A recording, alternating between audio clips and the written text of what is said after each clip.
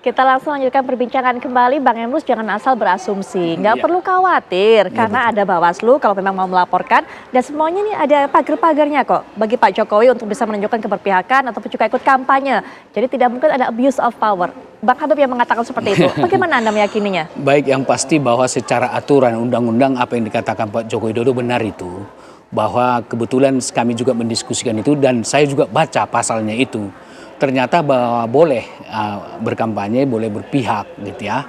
Hanya saja tidak boleh menggunakan fasilitas negara. Ya. Dalam hal ini kalau misalnya kampanye ya cuti sajalah gitu nanti gitu ya.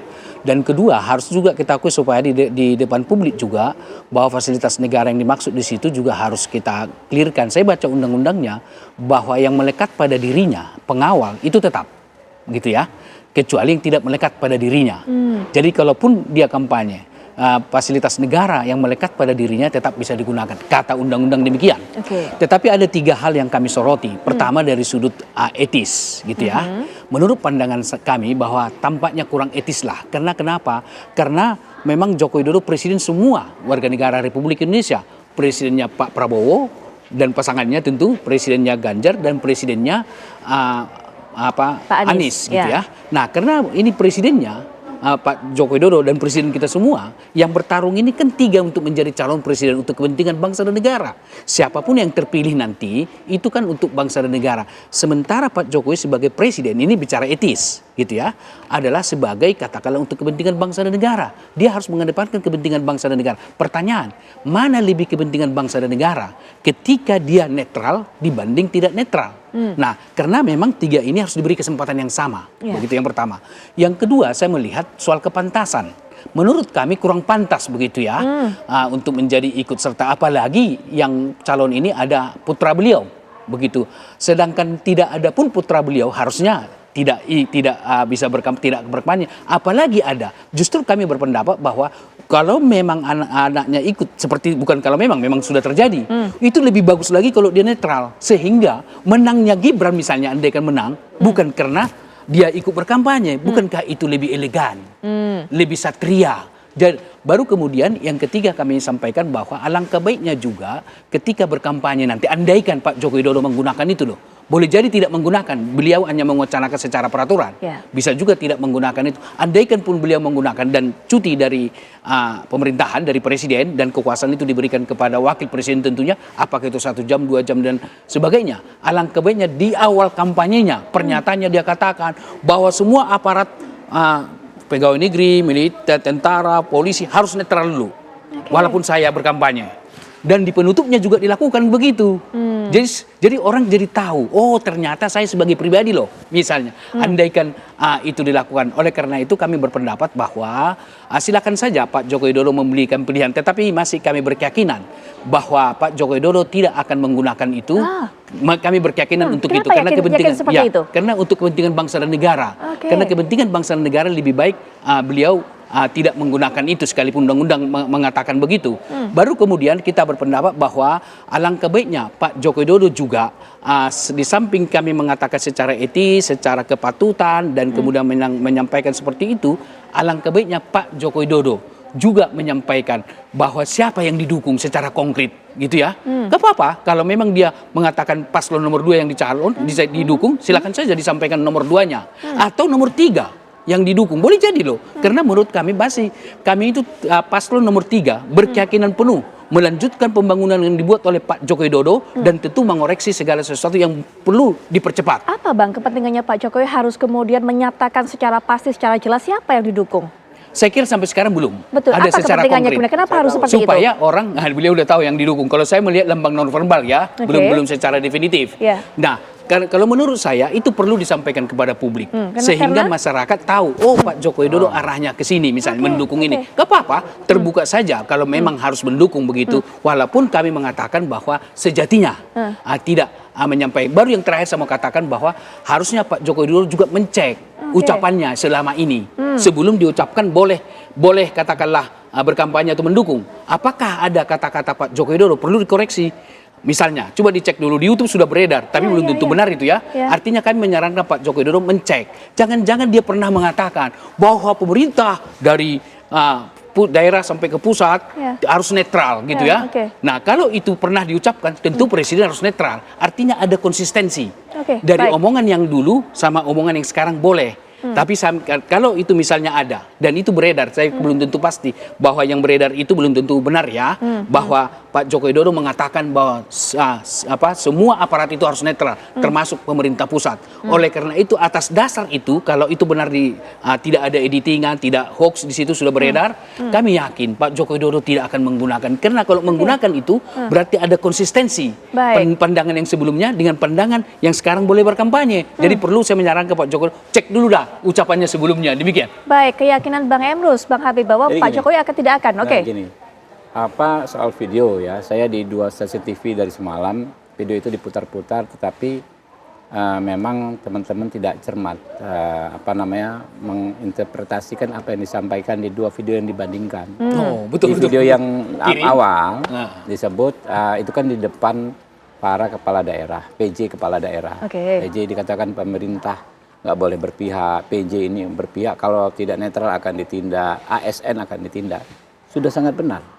Itulah yang diatur di pasal 280 ayat kedua tentang pejabat-pejabat yang dilarang untuk ikut berkampanye. Artinya kan harus netral. Nah, itu 280 ayat 2 Undang-Undang Pemilu, Undang-Undang nomor 7 tahun 2017. Tetapi presiden, gubernur, wali kota tidak termasuk dalam pejabat yang dilarang ikut berkampanye. Kenapa? Karena presiden, wali kota, gubernur, bukan PJ ya, adalah pejabat yang mendapatkan jabatannya secara politik melalui proses politik. Itu sudah clear. Jadi kalau kita melihat ya sekilas saja, kalau kami ya, apalagi kami yang ada di DPR udah paham. Ini yang terjadi 2 hal yang berbeda dibanding-bandingkan seolah-olah sama kalau orang tidak detail ya, dan tidak melihat pasalnya. Jadi clear yang dimaksud di video awal itu memang orang-orang, pihak-pihak yang dilarang untuk berkampanye. Tapi yang kedua Pak Jokowi mengatakan presiden boleh berkampanye, jelas.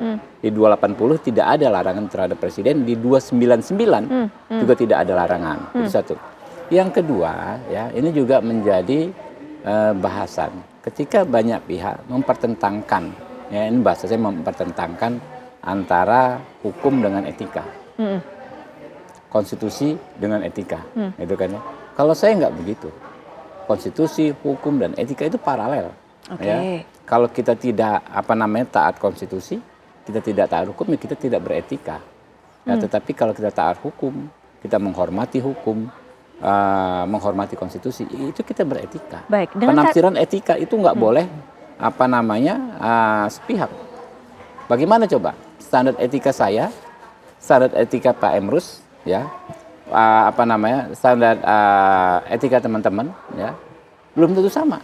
Sesuai dengan, apalagi kalau politisi. Kalau politisi, tentu standar etika yang disampaikan berdasarkan kepentingannya juga, masing-masing. Nah, di mana kita ketemu?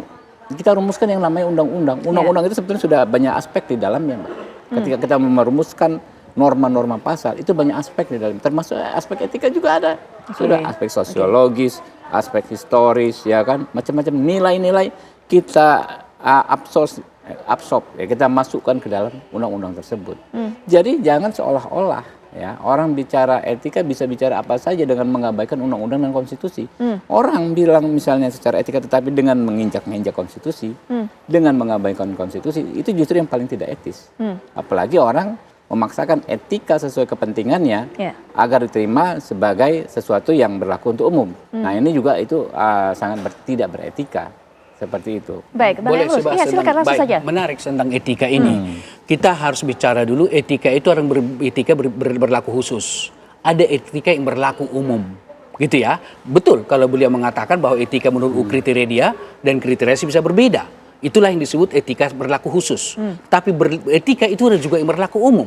Misalnya contoh, bukankah misalnya katakanlah umum secara di dunia ini ada etika relasi antar manusia? Itu paling tidak menghormati manusia lain. Walaupun pola menghormati berbeda-beda. Misalnya seperti itu. Nah, demikian halnya dengan ini. Kalau kita bicara katakanlah konstitusi, undang-undang dan lain sebagainya. Kalau kita bicara strukturnya, itu adalah lebih tinggi moral. Baru etika, baru undang-undang. gitu ya. Karena apa? Bicara tentang undang-undang, ketika diturunkan menjadi undang-undang, ketika orang melanggar undang-undang adalah orang bersalah. Kalau tidak melanggar undang-undang, sekalipun itu turunannya dari etika, kata beliau, itu adalah orang benar. Jadi orang salah dan orang benar. Ketika orang melanggar etika, itu adalah orang baik dan orang buruk, gitu ya. Maka kita lihat, misalnya Mahkamah Konstitusi, itu MK yang memutuskan apa? Bukan melanggar hukum, gitu ya, bukan melanggar undang-undang, bukan melanggar konstitusi, melanggar etika, maka diberikan sanksi adalah etika berat kepada ketua Mahkamah Konstitusi. Oleh karena itu, bahwa ketika diturunkan kata konstitusi maupun undang-undang, itu sudah ada reduksi daripada makna etika itu sendiri. Oleh karena itu selalu di atas itu etika. Maka oleh karena itu, ketika orang tidak lagi bicara etika secara umum, saya kira hal yang perlu kita pertanyakan. Kenapa? Karena di dalam suatu relasi antar manusia, yang paling tertinggi itu adalah etika. Sebab manusia ingin disebut sebagai orang baik. Maka terus terang saya mengatakan, orang yang melanggar etika umum, gitu ya, misalnya seperti itu, maka itu lebih parah bebannya bagi daripada orang melanggar hukum. Undang-undang. Ya, baik, silakan. Yang persoalan itu kan adalah ketika kita membuat standar etika secara subjektif, sesuai dengan kepentingan masing-masing. Itu kan masalah. Makanya kita bersepakat dalam konteks negara demokrasi, semua kita tumpahkan dalam undang-undang. Makanya undang-undang itu mengabsorpsi, ya, mengambil nilai-nilai etika itu. Jangan dikira di undang-undang nggak ada etika. Ya. Bicara misalnya, etika itu apa? Apakah etika itu yang tertuang dalam lembaran kertas yang ditandatangani oleh Jimli Asidiki?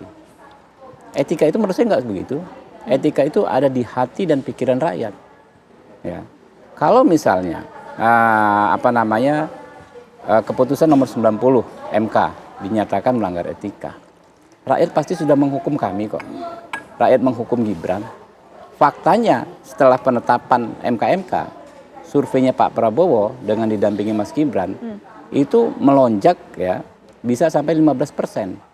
Itu kan perlawanan rakyat terhadap apa yang diputus secara formil oleh MK. Nah, jadi absurd juga yang disampaikan oleh Pak Emrus gitu. Jadi nggak bisa kita paksakan dalam konteks ini yang berlaku umum, tapi kita turunkan ke kasus, kita harus menganalisanya dengan produk-produk konstitusi dan undang-undang. Nggak bisa. Ini tidak etis, tidak menghormati orang. Ya itu menurut Pak Emrus. Ya kan, menurut rakyat enggak kok. Menurut rakyat adalah gini. Dalam konteks misalnya kita tahu di Amerika Serikat saja, John McCain, ya, didukung George W. Bush waktu itu ketika melawan Obama. Isunya apa? Isunya keberlanjutan. Karena George W. Bush waktu itu kan berperang melawan setelah 9/11, ya, dia melihat memang harus keras terhadap teroris-teroris tersebut. Kalau enggak, Amerika bisa diserang lagi.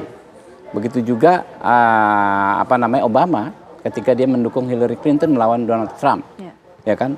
Bukan persoalan pribadi, kepentingan mereka secara partai, sama-sama satu partai, tapi bagaimana visi misi gagasan membawa negaranya lebih baik yang selama ini sudah dilakukan bisa berlanjut. Nah, ini juga kita jangan sederhanakan. Misalnya Pak Jokowi, ya, katakanlah mendukung Pak Prabowo hanya karena gara-gara itu anaknya. Kita tahu, Pak Emrus tahu, Pak Jokowi orang yang sangat berintegritas. Apa yang ada di dalam pikiran Pak Jokowi itu semua untuk bangsa dan negara. Jadi artinya legasi beliau, capaian-capaian yang beliau ingin, ya, ini semua berlanjut supaya kita nggak dari titik nol lagi. Baik. Gitu. Stop sampai di situ, tahan dulu. Nanti Bang Emrus juga bisa berikan pandangan, tapi setelah jeda, termasuk kita lihat nanti pandangan dari Kang Ujang melihat seperti ini apa antara undang-undang dan juga etika yang diperbincangkan oleh dua narasumber lainnya. Saat lagi. Mantap.